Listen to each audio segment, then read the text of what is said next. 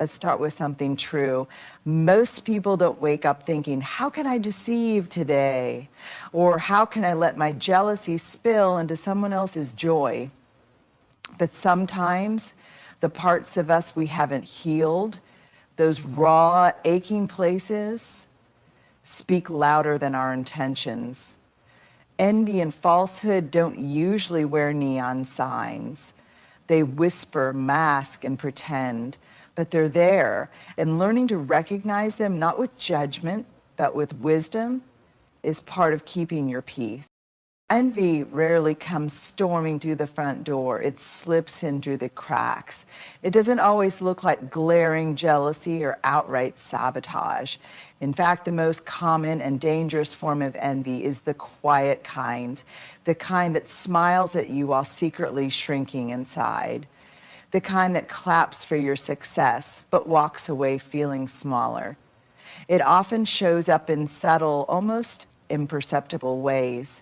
A compliment that feels just a little off, too forced, too pointed, too delayed. A friend who celebrates with you, but only after everyone else has. Someone who shifts the mood when you walk into a room lit up with something good. Envy tends to wrap itself in politeness. It doesn't yell, it whispers. It doesn't confront, it retreats. You'll feel it more than you'll see it, and that's what makes it tricky. Because if you call it out too soon, you risk being labeled sensitive. If you ignore it too long, it chips away at your peace. Here's how it works. When someone carries envy, it isn't really about their own pain, what they believe they lack, what they think they've failed to achieve, how far behind they feel. Your joy, your growth, your visibility, it doesn't create that envy. It reveals it. But here's the hard truth. We often dismiss these subtle cues because we want to keep the peace. We tell ourselves, they're probably just having a bad day, or maybe I'm reading too much into it. And sometimes that's true, but other times, it's your intuition trying to protect you. You don't need to react harshly or hold grudges, but you do need to see clearly. Envy left unchecked can quietly erode the trust in your relationship. It can distort the way someone shows up for you or fails to. So when you notice those subtle cues, don't panic, don't retaliate, just take note, pause, step back, observe the pattern. Because clarity isn't cruelty and discernment isn't drama. It's self-respect. Falsehood often sounds polished. Falsehood doesn't usually come wrapped in chaos. It shows up tidy, smooth, and well-rehearsed. It's the story told a little too perfectly, the answer that rolls off the tongue with no hesitation, no uncertainty, no soul. The trouble is, we've been taught to associate confidence with truth. If someone sounds sure, they must be honest. If they speak with clarity and charisma, they must be authentic. But that's not always the case. Because falsehood is often crafted carefully. It's been practiced in the mirror, tested in small conversations to see how people respond, polished until it gleams. It's the version of the truth that protects someone's image, not their integrity. It's what gets said when the real story feels too vulnerable, too messy, or too exposing. And so instead of transparency, you get a performance. You can usually feel it when it happens, like something in the conversation just slides over the real thing. There's no pause, no processing, no sense that the person is actually in the moment with you. Is delivery. And if you're someone who values authenticity, this can be disorienting because you may find yourself questioning your instincts. but they sounded so certain. They looked me in the eye. They didn't stutter or hesitate. How could that not be true? Here's what no one tells you. Truth is often messier than lies. It comes with stumbles, pauses, and the courage to say, I'm not sure, or this is hard for me to explain. Realness takes emotional effort. It doesn't always sound smooth because it hasn't been curated. It's being lived. So what can you look for? Watch for the over-scripted. If someone always has the right thing to say in exactly the right way every time, that's not raw. That's rehearsed. Notice the lack of vulnerability. Falsehood rarely leaves room for discomfort. It's built to keep emotional distance, not to invite closeness. Pay attention to the feeling in your body. Your nervous system often picks up on what your mind hasn't fully processed. If something feels off, even when the words sound right, lean in. Ask yourself what you're sensing beneath the surface. This doesn't mean you walk around distrusting everyone. It means you grow wise enough to know that not all polished stories are true. And not all awkward moments are lies, because truth isn't always shiny. Sometimes it stumbles. Sometimes it trembles, but it always stands when you give it time. Tone is truth's companion. Words carry information, but tone carries intention. And when it comes to recognizing truth in others, tone is often the clearest window you've got. It's easy to focus on what someone is saying, what the sentence looks like on paper. But the how behind the words often tells you everything you need to know. The cadence, the warmth or lack of it, the silence, the sharpness, the silence between the syllables. Because truth doesn't just live in the sentence, it lives in the delivery. You can say, I'm happy for you 100 different ways. Some versions will feel like love. Others will land like a dagger in velvet. You felt it before. The smile that didn't quite reach someone's eyes. The kind words that landed cold. The apology that sounded more like a performance than a reckoning. That's because tone doesn't lie, even when words try to. It's especially important in relationships, friendships, families, teams. Sometimes someone says the right thing, but something inside you still tightens. You hear the words, but your body feels the dissonance. That's your inner wisdom picking up on a tonal mismatch. Here's the thing. Tone holds emotional weight. It reveals what someone is trying to do with their words. Are they trying to connect, control, avoid, deflect, uplift, diminish? That's what tone tells you. Let's break this down. A kind truth sounds steady. Even if it's uncomfortable, it's delivered with care. There's no sting, no superiority, no edge. A dishonest reassurance sounds hollow. It moves too quickly to wrap things up. There's no spaciousness, no pause to feel or connect. A veiled insult comes with a sweet smile. That's tone doing the heavy lifting while the words pretend to be harmless. And here's what's most important. You are allowed to trust how something felt more than how it sounded. You don't need someone to outright insult you to sense they've diminished you. You don't need a transcript to prove misalignment. If their tone made you question your worth, your place, your story, that matters. Because when someone is grounded in truth, their tone brings peace, even when the message is hard. And someone is hiding, projecting, or posturing, their tone carries tension, even when the message sounds kind. So listen with your ears, yes, but also with your body. with your heart. The truth isn't always in the words. Sometimes it's in the way they were spoken. Tone is truth's companion. If you want to hear the truth, listen to what's not being said out loud. Want me to do the next one? Watch for pattern over moment. Watch for pattern every moment. We all have bad days. Moments where we snap, moments where we miss the mark, moments we wish we could rewind, edit, and play back better. That's human. But when you're trying to understand someone's character, when you're trying to discern whether envy or falsehood is at play, you have to look past isolated moments and study the pattern. Because a moment is a snapshot, a pattern is a story. It's easy to excuse things when they come one at a time.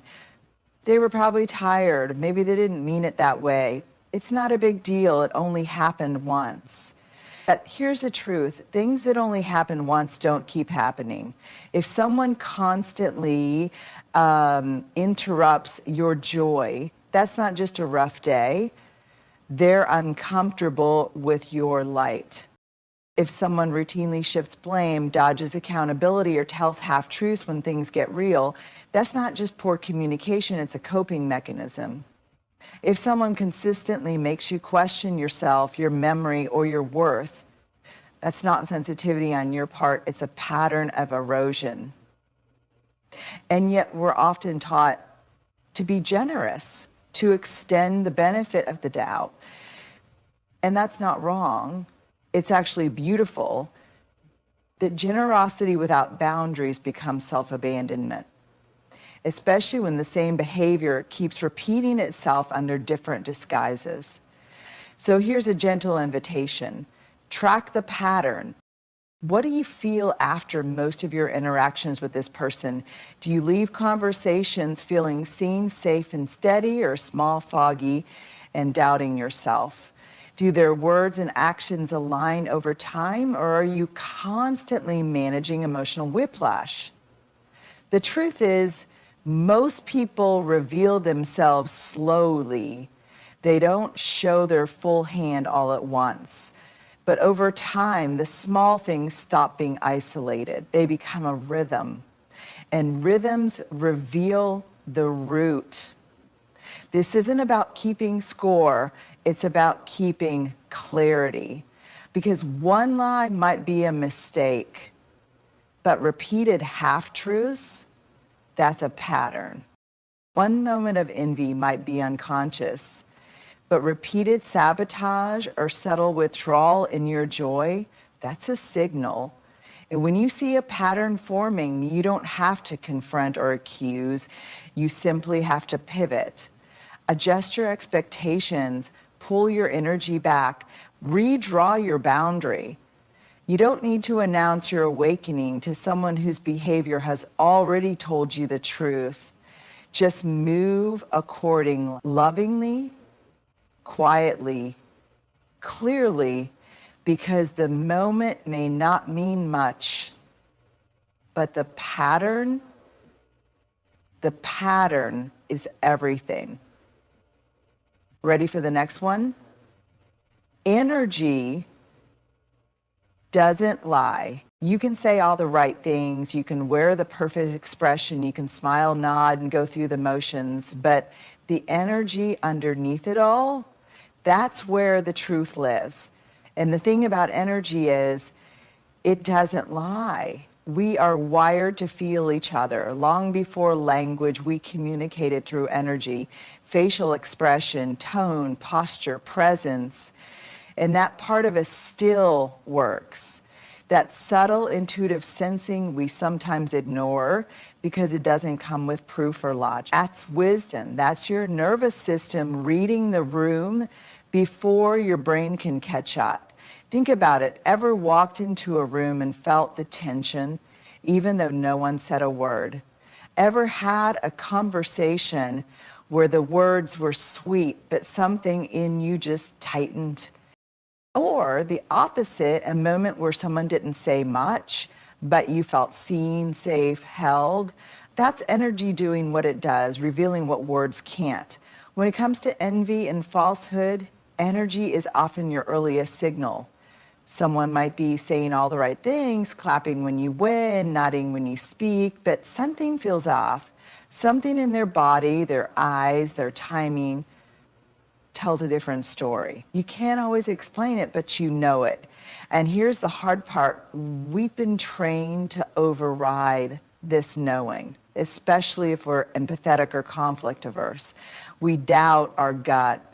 We second guess. We give people the benefit of the doubt at the expense of our own clarity. But here's a reframe. You're not being judgmental. You're being attuned. You're listening to the part of you that doesn't need permission to sense danger, misalignment, or insincerity. You're honoring the intelligence that comes not from suspicion, but from years of experience, heartbreak, healing, and observation. Because while someone can fake a smile, they can't fake presence. They can't fake the clean, clear energy of someone who isn't trying to compete with you, diminish you, or deceive you. And when someone's energy is off, you don't need to call them out. You don't need to collect receipts. You don't need to convince anyone else.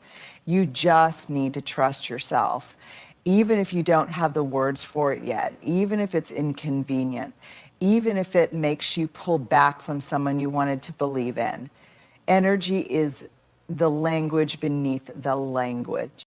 It speaks with or without permission. It always tells the truth. And it's okay for you to listen.